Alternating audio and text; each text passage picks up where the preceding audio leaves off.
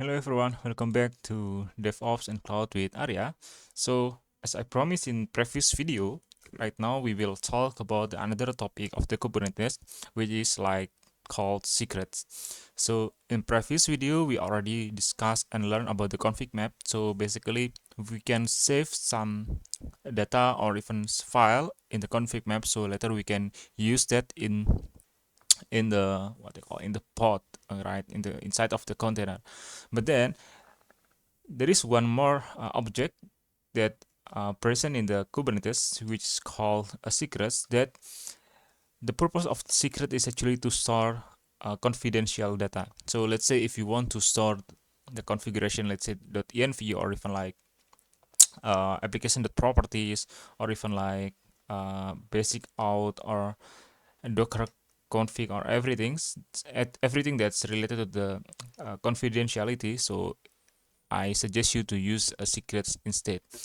So this is actually the built-in type of secret that you can choose. So let's say there is an opaque, so that's the default one. So any data that you define, so actually you can use that type, or even like you have the service account if you need that, or even like Docker configuration. So this case actually if you want to pull the image that coming from another a private repository instead of the Docker Hub or the public repository, then you need to configure this one. Also like the other of the secret, like the basic out, SSH out for the authentication, and also TLS and also the token. So all of the type of secrets you can like explore based on your case. But in this video, we will only talk about the first one, the default one, the OPQ type. So the other type of the secrets we will talk later in another video when we try to do the deployment of the application itself, when we already need like to configure the Docker config to pull from the another repository, the private repository, let's say from the GitLab repo or something like that. So now let's start to talk about the generic secret build type, which is like opaque. Okay, previously we already have the config map, right? And we already have the deployment too. So let's start with get deployment. Okay, and then let's check the pods and check the config map. See, we still have like the nginx env. So now let's check the nginx env YAML. See, basically the thing is in this in the config map. Let's say everyone with the access to the Kubernetes cluster, I mean even the read-only one, so they can read the content of the config map. So you can see something like this, right? I mean, yeah, I mean this is like a very plain value. So you know, like the F version is v 0.11 and something like that. But then if we are using if we are using the secret, then we need like additional step to set the config. So let's create a new secret here, cube, okay, and secret.yaml. So the difference is, okay, is now here, instead of like putting the plain text, okay, let's first this, we need to put the content as a base64 encoded form value. Okay, it is secret, and also the metadata is the name of this. The name is, let's say, .env secret. Okay, and the data is, let's say, .env. Okay, and the content we cannot like only put like blah blah blah blah blah, or even like we are using the multi-line something like that. No, but what we need to do now is like we need to encode the content of our file or our variable, our value, using the base64. So you can do that by using something like this. Let's say you will put your password here, so this is the password, okay, and you will piping to base64 encoding. So now something like this, and just ensure that this is the correct one by decoding that. See, and it's correct. So instead of the password, what you feel here is actually the base64 encoded form. Now see, something like this. Now we can try to apply for this secret.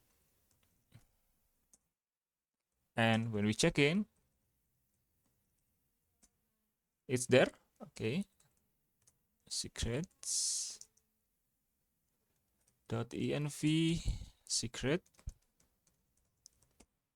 and it's there. So the content is not like plain sight. At least if there is someone that's uh, shoulder surfing you, I mean like they are standing behind of you and see the screen, then they won't like get the actual data directly.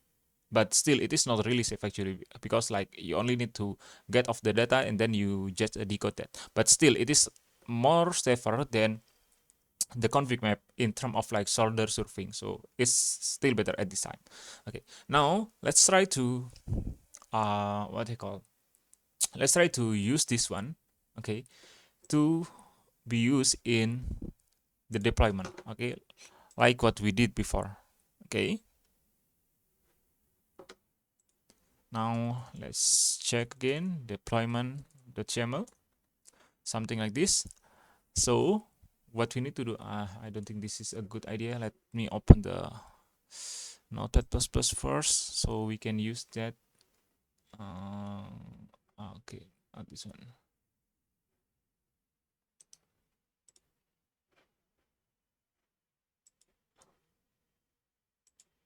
See, so instead of using the nano, so we can see the indentation, see this one. So we need to put the new volumes actually, that is coming not from the config map, but comes from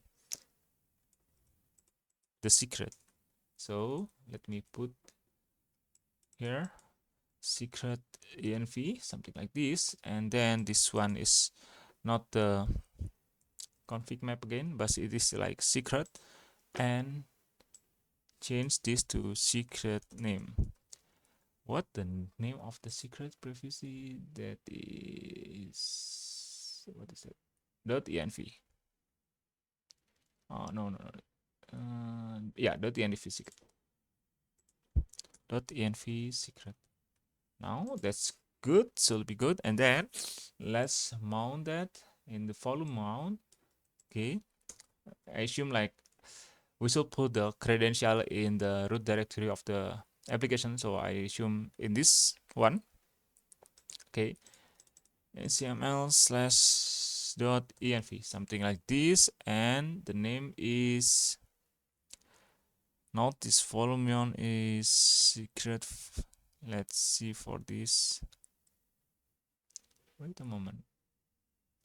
This one. See, something like this. So it is like similar with the previous one when we are using the config map.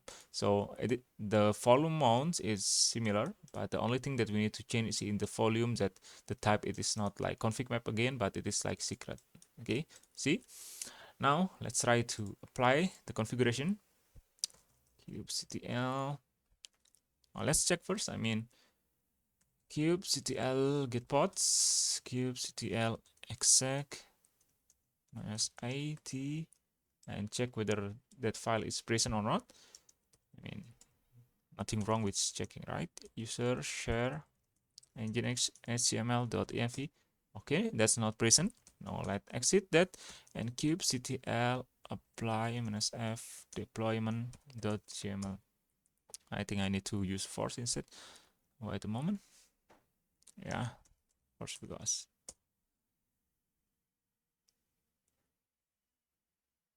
I will show you that kubectl get pods again. Okay, it's running. kubectl exec -it, then the nginx and the bash. Now it's good. Now let's check cd user share nginx html and the moment of truth. See, wow, there is nothing here. So let's check it. Okay. Okay, let's check why it is not here. Let's see what's the thing that not correct here. Kubectl get secret again. -o .env secret. I don't want to have misspelled name. So .env secret. Sorry. -OUML. This one. Okay, let's check that again. .env. Okay, this one is correct, the secret name, and this one,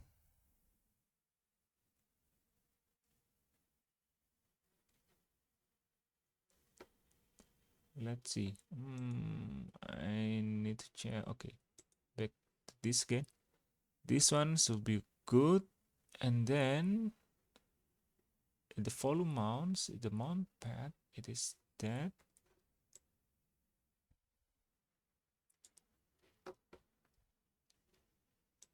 Name.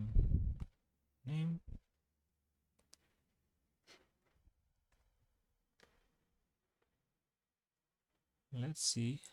Okay, let me try to this one, the name. Yeah, that should be good, I believe. Secret env.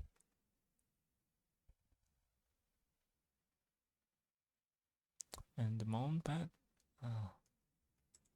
Okay, let's try to change to something like this. I'm not quite sure, but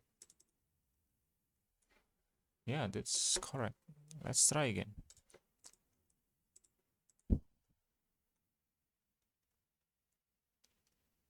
Yeah, that's correct. Deployment.yml.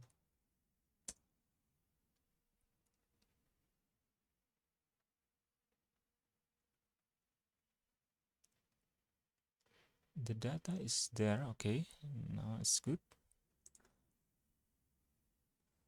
Invalid value. Oh, okay, maybe I will change the another mount only to test this tmp. That's good. Just to check this first. Okay, now kubectl get pods again. Kubectl exec.